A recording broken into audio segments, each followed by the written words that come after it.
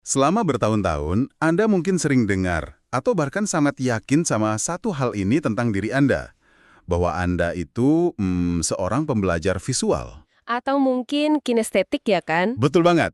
Yang katanya harus nyentuh atau praktek langsung biar materinya itu bisa beneran masuk ke otak. Kalau dosennya cuma ceramah, ya Anda merasa pasti bakal gagal paham. Nah, tarik nafas dalam-dalam, karena hari ini ilmu saraf dan pedagogi modern baru aja ngebuang teori gaya belajar itu ke tempat sampah. Selamat datang di eksplorasi mendalam kita hari ini. Dan pergeseran pemahaman ini tuh datang di momen yang paling krusial sih.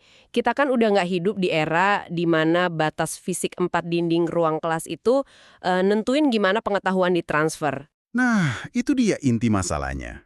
Misi kita hari ini adalah membongkar sebuah realitas baru. Kita bakal membedah bareng-bareng gimana transformasi permanen ruang kelas ini, yang sekarang jadi ekosistem hibrida dan super fleksibel, berdampak langsung ke cara otak Anda memproses informasi. Iya, dan juga dampaknya ke kesehatan mental ya. Termasuk soal siapa yang pada akhirnya diuntungkan atau malah justru tertinggal. Betul.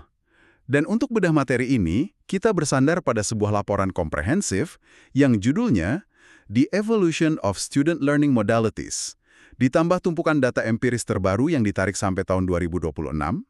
Jadi, entah Anda ini seorang mahasiswa atau pekerja profesional yang suka nyuri waktu ngambil kursus online, atau sekedar orang yang senang belajar hal baru aja, memahami arsitektur pembelajaran ini tuh ibaratnya ya tameng Anda lah biar nggak tenggelam di lautan informasi. Menarik banget nih. Mari kita mulai dari mitos gaya belajar yang Anda singgung di awal tadi ya. Dulu kan model kayak FARC itu ngetren banget. Yang membagi orang jadi pembelajar visual, auditory, read, atau kinestetik. Iya, itu diajarin di mana-mana kan? Betul, diajarkan seolah-olah itu fakta mutlak. Masalahnya, pas kita lihat data dari psikologi pendidikan kontemporer nih, melabeli diri Anda dengan gaya tertentu itu justru sangat berbahaya buat perkembangan intelektual Anda sendiri. Bentar, berbahaya gimana maksudnya? Bukannya kalau kita tahu cara kita belajar, itu justru bikin kita makin gampang nyerap ilmu. Sekilas sih terdengarnya kayak gitu ya, tapi pada kenyataannya, pas Anda secara kaku meyakini bahwa oh saya ini cuma pembelajar visual, Anda secara nggak sadar tuh ngebangun dinding buatan di sekitar pikiran Anda sendiri. Oh, oke. Jadi membatasi diri sendiri gitu. Tepat. Pas dihadapkan sama materi yang isinya teks panjang atau cuma audio, otak Anda bakal nyari alasan buat nyerah duluan. Karena ia menganggap itu bukan jalurnya. Anda mematikan kemampuan adaptasi kognitif Anda. Makanya, para pakar modern sekarang tuh udah nggak peduli lagi sama preferensi bawaan si pembelajar. Fokus mereka sekarang sepenuhnya geser ke bagaimana struktur materi itu dirancang dan dikirimkan. Oke, ini mulai masuk akal. Jadi kalau fokusnya sekarang ke arsitektur pengiriman materi, apa dong metrik utamanya? Apa yang sebenarnya dicari sama para perancang pendidikan ini? Mereka itu sekarang berfokus pada apa yang disebut cognitive load theory atau teori beban kognitif dari John Sweller dan juga cognitive theory of multimedia learning dari Richard Mayer. Inti gagasannya tuh berakar dari fakta biologis yang simple banget sih sebenarnya. Bahwa memori kita terbatas. Betul banget, memori kerja di dalam otak kita itu kapasitasnya sangat-sangat terbatas. Nah, Mayer punya satu konsep yang namanya prinsip modalitas.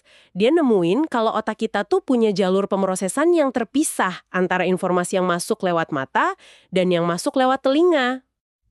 Bentar. Juga saya pikirin analoginya biar gampang dicerna. Ini tuh ibaratnya kayak dapur di restoran yang lagi sibuk banget ya. Mata kita itu koki yang khusus ngurusin panggangan daging, terus telinga kita koki yang khusus ngeracik sup. Ah, iya bisa dibilang gitu. Nah, kalau manajernya, atau dalam hal ini si dosennya, ngelemparin 10 pesanan daging sekaligus ke koki panggangan, sementara koki sup cuma diem bengong, dapur itu pasti bakal kacau balau kan?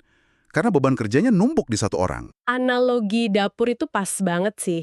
Koki panggangan Anda bakal panik, dagingnya hangus semua. Nah, itu tuh deskripsi harfiah dari cognitive overload atau kelebihan beban kognitif. Mari kita bawa analogi ini ke situasi nyata di kelas Zoom ya. Oke, gimana tuh penerapannya? Bayangin ada instruktur yang nampilin slide, isinya diagram mesin yang super rumit, terus di sebelah diagram itu, alih-alih dia ngejelasin pakai suara, dia malah nempelin 3 paragraf teks panjang yang ngejelasin cara kerja mesinnya. Oh, wow. Saya paham sekarang. Diagram itu kan masuk lewat mata. Terus teks panjang itu juga dibaca lewat mata. Koki panggangan kita baru aja dihantam pesanan ganda. Tepat banget, jalur visual Anda macet total. Nah, prinsip modalitas itu bilang, pembelajaran bakal jauh lebih efektif kalau Anda ngebagi bebannya. Tunjukin diagramnya buat diproses sama mata, terus jelaskan mekanismenya lewat lisan, biar diproses sama telinga. Kedua koki Anda kerja barengan, memori kerja tetap lega, dan informasi itu berhasil masuk ke memori jangka panjang. Luar biasa. Jadi bukan soal gaya belajar, tapi soal ngatur bandwidth kognitif kita ya. Nah, kalau kita udah tahu otak manusia rentan banget macet karena salah desain materi, pertanyaan logisnya gimana dong cara institusi ngebangun ruang belajar di dunia nyata? Kan opsinya sekarang banyak banget. Ada kelas fisik, ada sinkronus kayak Zoom Live, ada yang asinkronus belajar mandiri. Betul, spektrumnya memang luas. Tapi sekarang, semua mode itu lagi berevolusi menuju satu titik puncak yang disebut high flex. High flex, hybrid fleksibel maksudnya? Iya, hybrid fleksibel. Konsep ini dicetuskan sama Brian Beatty, dan ini jujur aja berevolusi jadi eksperimen pedagogis paling ambisius saat ini. Di sistem high flex murni, kelas fisik itu tetap jalan kayak biasa. Tapi di detik yang sama, kelas itu juga disiarkan secara live buat mahasiswa online. Sebentar, jadi bukan cuma live streaming biasa yang dosennya ngomong sendiri di depan kamera. Bukan, sama sekali bukan. Ini diskusi interaktif yang saling silang. Mahasiswa di ruangan fisik dan yang di rumah itu berinteraksi secara bersamaan. Wah, jujur aja ya, sebagai orang yang pernah mimpin rapat dengan setengah peserta di ruangan fisik dan setengahnya lagi di layar Zoom itu sumpah, mimpi buruk, menguras energi luar biasa buat si fasilitator. Oh, beban buat dosennya emang eksponensial. Melelahkan banget. Tapi coba kita balik sudut pandangnya. Dari sisi mahasiswa, ini adalah kebebasan murni yang belum pernah ada sebelumnya. Karena mereka nggak dikurung jadwal. Tepat. Institusi nggak lagi maksa jadwal kaku. Mahasiswa punya otonomi harian absolut. Hari ini, Anda mau datang ke kampus karena kangen ngobrol sama teman? Bisa. Minggu depan mau ikut kelas live dari kafe? Bisa juga. Terus minggu depannya lagi misalnya Anda sakit atau ada kerjaan lembur, Anda tinggal nonton rekaman dan ngerjain tugasnya secara asinkronus. Anda sendiri yang ngerancang jadwal belajar Anda tiap minggunya. Tapi, tunggu dulu deh. Kebebasan harian kayak gitu, secara logika ya berpotensi banget menciptakan kekacauan akademik. Gimana caranya universitas mastiin kalau mahasiswa yang cuma rebahan nonton rekaman di akhir pekan, itu dapat ilmu yang persis sama dengan mereka yang datang dan berdebat langsung di kelas? Pertanyaan yang sangat tajam. Untuk mencegah kekacauan, itulah sistem high flex ini punya 4 pilar wajib yang nggak bisa ditawar sama sekali. Apa aja tuh pilarnya? Pertama, learner's choice atau pilihan pembelajar. Mahasiswa yang milih mode asinkronus sama sekali nggak boleh dihukum lewat pengurangan nilai atau dianggap kurang partisipasi. Adil ya? Oke. Terus yang kedua? Nah, yang kedua ini menjawab keraguan Anda tadi. Ekuivalensi. Pengalaman belajarnya boleh aja beda, tapi nilai pedagogis atau hasil akhirnya harus persis sama. Tugas buat yang asinkronus tuh harus dirancang sedemikian rupa supaya menuntut pemikiran analitis yang setara sama diskusi live di kelas. Oh, jadi bukan cuma dikasih kuis pilihan ganda yang gampang ya? Betul, harus setara susahnya. Pilar ketiga itu reusabilitas. Materi dari kelas live, kayak coretan dosen di papan tulis digital, itu wajib didaur ulang jadi materi studi buat yang belajar mandiri. Dan pilar terakhir, aksesibilitas, alias desain universal, di mana semua materi harus bisa diakses tanpa hambatan teknis. Mengusahakan keempat pilar ini tuh terdengar sangat repot ya. Pertanyaannya, apakah ngasih kebebasan mutlak ini beneran sepadan dengan kerumitan infrastrukturnya? Apa dampaknya sedemikian besar? Oh, hal yang sangat menarik di sini adalah data kepuasannya. Kalau kita pakai kacamata teori determinasi diri, kan prinsip dasarnya tuh manusia bakal punya motivasi tertinggi kalau mereka merasa punya otonomi atas nasib mereka sendiri ya. Nah, datanya itu sangat kontras. Gimana tuh perbandingannya? Waktu mahasiswa dipaksa masuk ke model hibrida yang jadwalnya udah ditentuin kampus, tingkat kepuasan mereka tuh anjlok, cuma di angka 48%. Tapi begitu mereka diberi kebebasan penuh buat milih mode partisipasi mereka sendiri tiap harinya, kepuasannya langsung meroket ke 70%. Wah, lompatannya jauh ya. Tapi ya wajar sih, kepuasan meroket, siapa juga yang nggak suka dikasih kebebasan mutlak. Tapi mari kita kritis dikit nih. Bahagia itu kan nggak selalu berarti pintar. Kalau kita ngasih kendali penuh, insting dasar manusia itu seringkali nyari jalan yang paling gampang kan? Apakah model bebas ini beneran bikin nilai mereka lebih bagus? Atau malah jadi alasan buat santai-santai aja? Skeptisisme Anda itu sangat valid sih. Dan untungnya laporan kita ini nggak cuma nebak-nebak. Mereka menganalisis data dari 37 artikel komprehensif dari tahun 2000 sampai 2024. Dan hasilnya mungkin bakal bikin Anda sedikit kaget.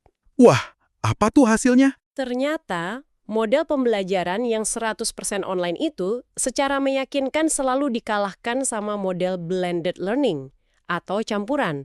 Dan ada rasio ajaibnya nih. Model campuran ini paling maksimal ngebantu penguasaan konsep kalau porsi online-nya dijaga di angka 30-69% aja. Menarik banget, artinya kelas murni online itu justru ngelemahin efikasi pembelajaran ya. Terus kehadiran fisik di ruang kelas tetap punya semacam keajaiban kognitif yang nggak bisa digantikan sama layar gitu. Iya, persis. Kehadiran fisik itu kayak jangkar emosional dan kognitif, dan untuk ngelihat benturan ini di dunia nyata, laporan ini ngambil satu mikrokosmos yang sangat spesifik buat studi kasus, yaitu pendidikan fisika. Kenapa fisika? Karena susah. Indonesia yang nemuin kalau 75% mahasiswa fisika itu punya preferensi kinestetik kuat. Waduh. Terus pas pandemi kemarin maksa semuanya pindah ke online, gimana caranya ngajarin ngerakit alat lewat Zoom? Itu kan mustahil banget. Nah, solusinya waktu itu adalah V-Labs atau laboratorium virtual. Dan kalau kita lihat dari sisi pemahaman konsep, simulasi V-Labs kayak FET gitu punya effect size yang besar banget sampai 0,83. Ini impresif. Kenapa? Karena saat pakai V-Labs, mahasiswa nggak ketakutan bakal ngerusakin osiloskop harga puluhan juta kan? Beban kognitif dari rasa takutnya hilang, jadi mereka bisa eksperimen sebebasnya di simulasi. Betul, tapi, dan ini tapinya besar banget, evaluasi kritis nemuin kalau V-Labs ini gagal total dalam melatih keterampilan psikomotorik atau memori otot. Oh, kebayang sih, pas mereka balik ke lab fisik beneran, mereka tahu teori sirkuitnya, tapi tangannya kaku pas megang solder. Iya, tangan mereka gemetar. Mereka nggak tahu seberapa besar tenaga buat muter skrup kalibrasi. Pemahaman mereka tuh cuma mandek di otak, nggak turun ke ujung jari. Makanya solusinya adalah model kalibrasi. Model kalibrasi? Berarti digabung? Iya, pakai V-Labs dulu buat paham konsep tanpa takut salah. Habis itu wajib turun ke lab fisik buat ngelatih skill tangan. Disinilah bagian yang sangat menarik nih. Agak kontradiktif malah. Kalau datanya sangat jelas nunjukin bahwa model campuran itu jauh lebih unggul, dan yang 100% online berisiko ngelemahin pemahaman, kenapa sekarang banyak banget institusi yang berlomba-lomba nawarin program gelar 100% online? Apakah ini murni karena efisiensi bisnis aja, bukan demi kualitas? Anda menyentuh konflik paling tajam di dunia pendidikan tinggi sekarang, yaitu benturan antara efikasi akademik melawan fleksibilitas logistik. Gelar full online itu emang jauh lebih murah buat dioperasikan, mesin profit yang efisien. Dan emang itu ngasih akses buat orang dewasa yang sibuk kerja. Tapi, karena terlalu ngejar fleksibilitas, kita sering mengorbankan jaring pengamanan sosial yang berujung pada kenyataan pahit dari data ini. Kenyataan pahit apa tuh? Drop up. Iya, krisis retensi. Ada hubungan terbalik yang mengerikan di sini.